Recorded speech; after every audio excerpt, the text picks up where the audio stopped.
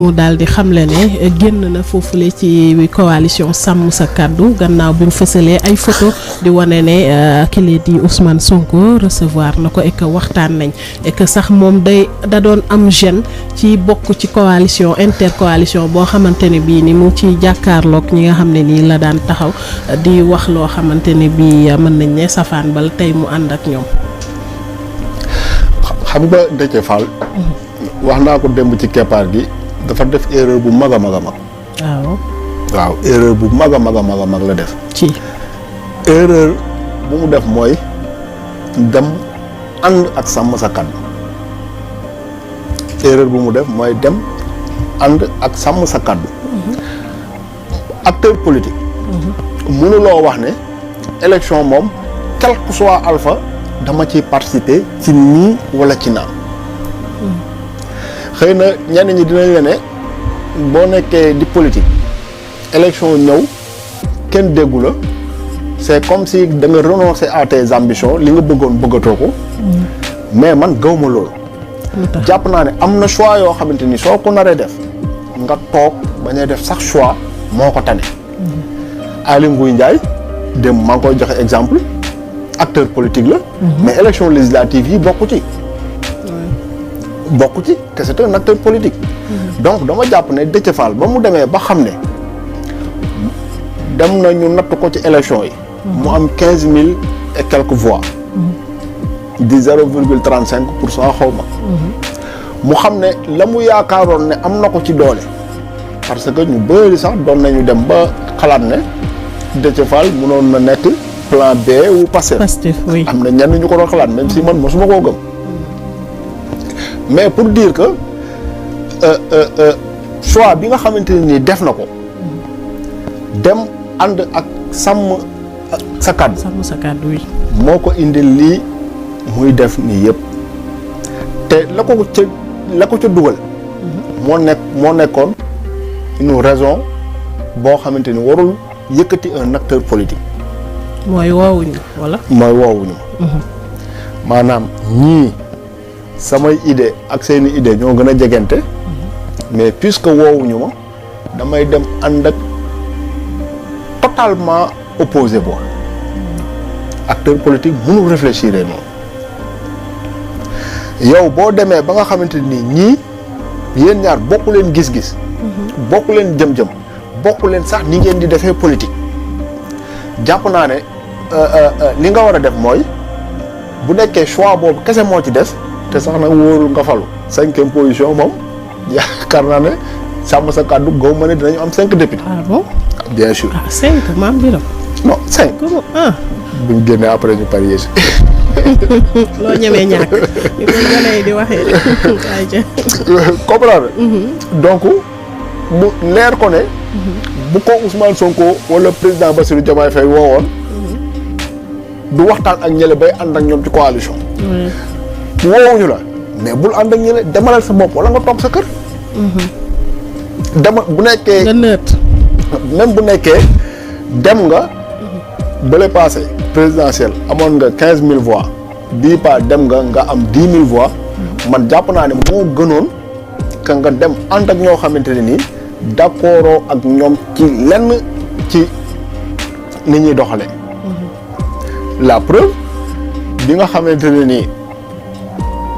sawaay doon na dem Bakel ba mujjee Tamba ba mu demee di def face au procureur daanaka yeneen leader yu bëri yu bokk seen coalition boobu ña nga fa woon Déthié Fall demul xaw ma lu tax demul mais dama jàpp ne c'est parce que d'accord ak Bougane nu mu doxalee. même seen investiture bi sax biñ koy def Déthié ñëw depuis boobu ba léegi seen kii. très bien léegi nag yow boo denkee ba demee bay nekk acteur politique. nga ne dama bëgg a ànd ak ñii. parce que ñële woowuñu ma yaa ngi passé nga totalement à côté. te jàpp naa ne loolu moo waral tey mu am beaucoup de mal à communiquer. parce que dem na sax ci am du mal à communiquer boobu. muy expliquer comme quoi que man mënuma attaquer Ousmane Sonko ak le président Diomaye parce que defuñu ma dara. c'est comme si ñooñu dañoo def Bougane dara ñooñu defuñu Bougane dara tamit de. Bougane moo wër di ci xëpp kaane di wax lu ko neex di def lu ko neex. mais ñee personnellement defuñu ko dara.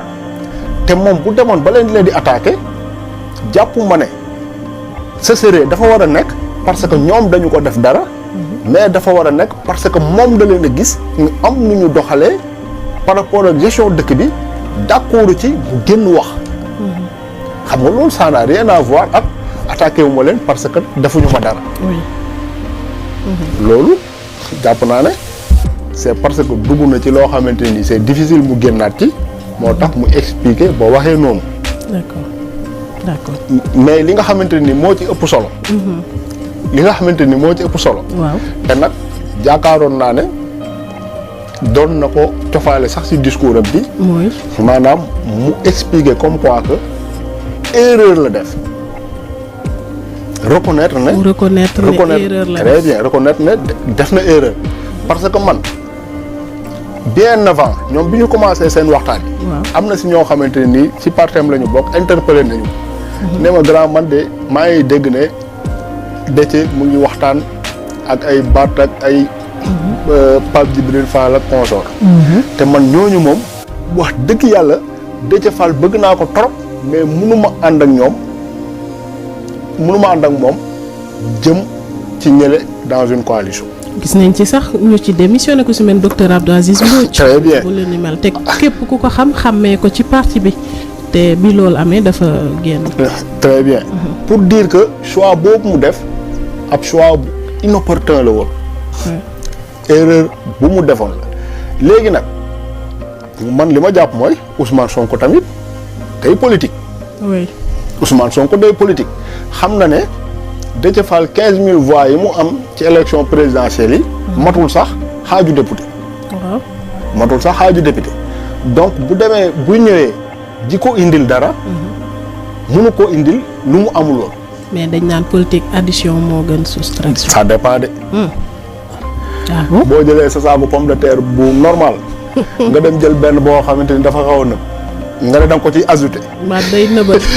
loo yaakaar lay def loolu aussi c'est vrai ça aussi c'est vrai da ngay tànn pomme de terre yu frais. léegi nag baax. dafa am te foofu laay jeexale. waaw. pourquoi. li may njëkk a posé d'abord sax mooy. Ousmane Sonko day politique. jàpp naa ne. coalition Amadou Ba bi. waaw. même bu amee koo xamante ne nii xawoon na jege Pastef dans le passé. comme ni ko Déthié Fall jege woon. mais mu nekk ci coalition Amadou Ba. su sàkkoo gis Ousmane Sonko. du ko gis. bay liggéey ji ak moom. waaw. bu doon ci parti Takku Wallu la jóge mu am koo xamante ni ab responsable la woon foofu. seqoon na dara ak le Pastef ci dans le passé.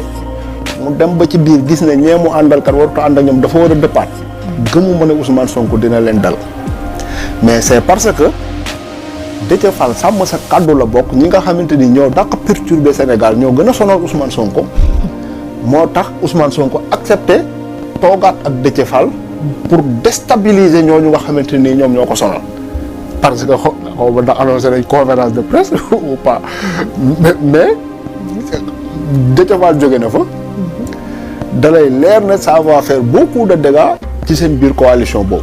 bien sûr. d'autant que ñu ngi ruumandaat comme quoi que PUR tamit kontaanul trop ci àndandoo bi. parce que xam nga li jaxase lii yëpp. Barthélémy Diaz dafa dóor marto Khalifa Sall. waaw su ma ko mënee tuddee noonu. comment parce que ñoom tey ci suba sax maa ngi gis. gis nga xam nga gis nga photo bi wax ne ñoom. gis nga photo bi ñu ngi resté. gis nga photo bi. waaw. xam nga la dernière fois sax man daf ma induire en erreur. waaw. parce que dama ne woon Khalifa Déthié. kan ci Barthélémy Diaz lan lay def fii. waaw. parce que ñi ñëpp ay leader de parti wala de mouvement lañu. loolu nga waxoon. Barthélémy Diaz nekk le numéro 2 de Khalifa Sall lan la fay def. oui. ndekete Barthélémy Diaz. moom ak ay naataangoom créé nañ seen Sénégal bi ñu bëgg mais jël seen distance par rapport ak Khalifa Sall. Khalifa Sall dégg nga ko ci élection yi. non non moom ba mu wootee atal. c'est ça am na sax. te kenn attewu ko ak Barthélémy Dias. boobu la ci pare. parce que ñu bëri sax ñu ngi doon posé wu question naa est-ce que du plan B bi pour bés bu Barth amee ay problème ci éligibilité Barth da koo dóor marto. ok te waa PUR. au départ dañu yaakaaroon ne coalition boobu ñuy mettre en place Khalifa Sall da ciy jouer un rôle fondamental est-ce que sax du ñu dem ba jiital ko fekk Barthélémy Dias jaaroon na ci suuf waxtaan ak Bougane waxtaan ak Pape Djibril waxtaan ak l'autre là. kan ci Thierno Bocoum ba ñoom ñu teg ensemble seen déjà pas ñu teg kii bi sax mais ñu waxtaan ba déggoo ci yu bari mais boobu bi muy am fekk na waa PUR moom ñu ngi jàpp ne Barthélémy Dias ak Khalifa ils sont toujours ensemble ci cadre taxawu Sénégal ndekete Barth génn na foofu bu yàgg bi muy dem di rencontrer ñële nekkul woon au nom de Khalifa mais ci turu boppam la doon waxe ci turu boppam la doon waxe moo tax Barthélémy Dias moom def na ko Khalifa def na ko Sonko kan mooy nekk le troisième la ñuy xaar Mame Birame li ngay wax nii. léegi question bi ma bëggoon a poser. waaw parce que Déthié Fall lu mu def. waaw acte bu mu posé. jàpp naa ne dina ko yàqal lu bëree bëri. ah bon waaw comment. ñi kontaan ci li mu def nii. waa Pastef la te du waa Pastef sax ñëpp ñoo ci d'accord. oui. parce que lu mu def waa Sàmm Sa Kàddu mooy daf leen a trahir. oui y en a qui disent ça. mais loolu la leen def. amul beneen mot. parce que yow boo waxtaanee ak nit ba ngeen ànd ñu investir la ci liste bi bu doon sax investir wuñ ko ci. nga ne waaw. nekk mais ci ñu affiche investir ko ci mu génn. léegi nag lan moo jaral Déthié Fall loolu. lan moo jaral Déthié Fall loolu. question boobu am naa lu ma ci xalaat comme réponse mais du léegi laa koy wax. en tout cas toog nañu fi. ñu ne ay liste dañ ko fee invalider. ñoom ñu koy jiiñante. toog nañ fi tamit ñu ne PDF le plan Déthié Fall oui. moo xamante ni moo defoon l'intercoalition Yewwi Wallu. Yewwi Wallu. oui. ñu ne plan la woon nu mu mujjee waa Wallu ànd ak waa APR. oui. te député yu ñu am li leen ko may mooy intercoalition boobu. donc am na yoo xamante ni xëy na c'est pas le moment ñu ñu wax ko. ça réfléchit. mais dans tous les cas Déthié Fall bu demee ba poser acte bu mu poser am na loo xamante ni mu ngi dans sa tête te jusqu'à présent communiqué wu ci. man nag gëmuma ay diw moo ñëw wax ak man. ay marabout ay acteurs politiques ay ñeneen ak ñeneen ñoom ñoo wax loolu souvent acteurs politiques yi dañ koy jël. tout simplement comme prétexte pour mën a justifier ak pas yi nga xamante ne nii posé nañu ko. parce que tey jàpp naa ne bu nekkooyee ne waxtaan ay nit ñëw waxtaan ak yow kese mooy mën a tax nga changer position. gëmu ma ne waa Pastef doon nañu agsi ba jël le pouvoir. c'est parce que dañu amoon ay convictions fortes jàpp ne fii la ñu jëm. nit ñi wax ñu ne fii la ñu jëm moo tax ñu yegg si fa. oui. donc. bu ko yàlla defee ñu dajawaat fii. dañ koy ba prochain. bu soobee yàlla. waaw. yow man dama forcé sax. waaw moo tax ëpp naa rejeté waat moo tax je parle avec beaucoup de difficulté. waaw ça moom je le sais moo tax tey moom dañ lay bàyyi.